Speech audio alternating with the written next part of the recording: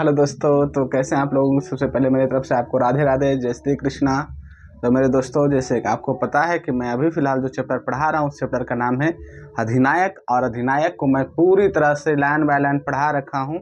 और अगर आप चाहते हैं कि हम शुरू से इस चैप्टर को पढ़ें तो आप हमारे YouTube चैनल में जाएं और वहां पर सर्च करें, या तो आप हमारे प्रोफाइल को खोल कर देखें।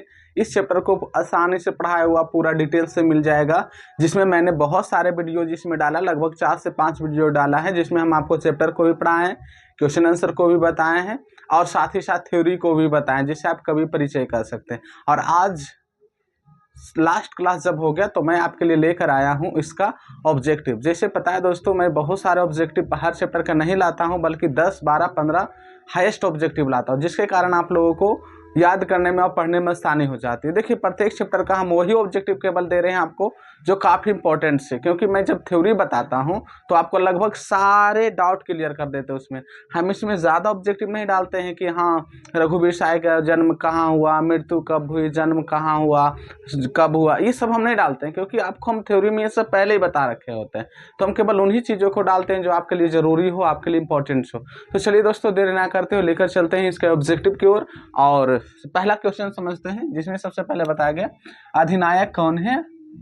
पहला क्वेश्चन बताया गया अधिनायक कैसा कविता है। तो दोस्तों हम बता दिए थे अधिनायक हमारा व्यंग प्रधान कविता है। दूसरा में हम लेकर चलते हैं आम आदमी का प्रतिनिधित्व कौन करता है। तो आम आदमी का प्रतिनिधित्व हरचरणा करता है।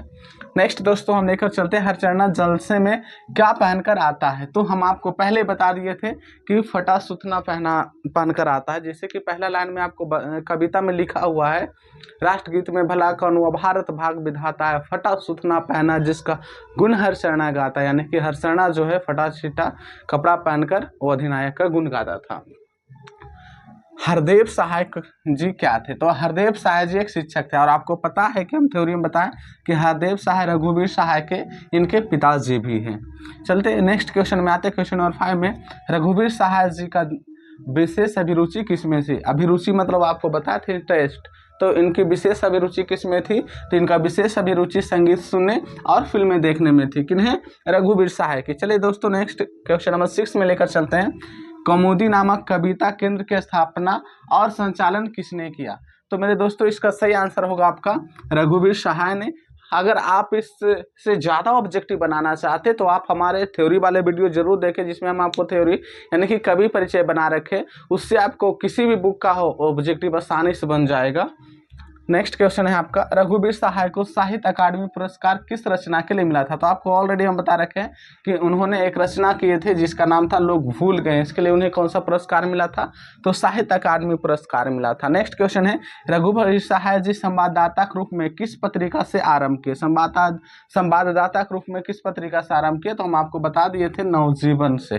किससे किए थे? नवजीवन से। नेक्स्ट क्वेश्चन नंबर 9 हम लेकर चलते हैं, जिसमें बताया गया रघुवीर सहाय किस परिषद के सदस्य रह चुके हैं।